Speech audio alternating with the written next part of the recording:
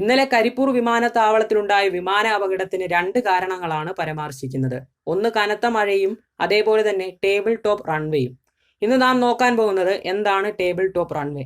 വിശാലമായ സ്ഥലങ്ങളിലും വിസ്തീർണമായ സ്ഥലങ്ങളിലുമാണ് എയർപോർട്ടുകളും അതേപോലെ തന്നെ റൺവേയും സ്ഥിതി ചെയ്യുന്നത്.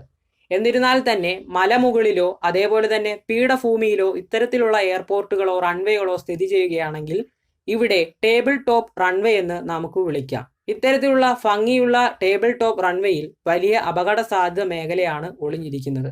ചെറിയൊരു പിഴവ് പോലും വലിയൊരു അപകടത്തിലേക്ക് കൊണ്ടെത്തിക്കാം. ഇന്നലെ കരിപ്പൂർ വിമാനത്താവളത്തിലുണ്ടായ വിമാന അപകടത്തിന് മുന്നേ ഇത്തരത്തിലുള്ള 2 അപകടങ്ങൾ സ്ഥിരീകരിച്ചിരുന്നു.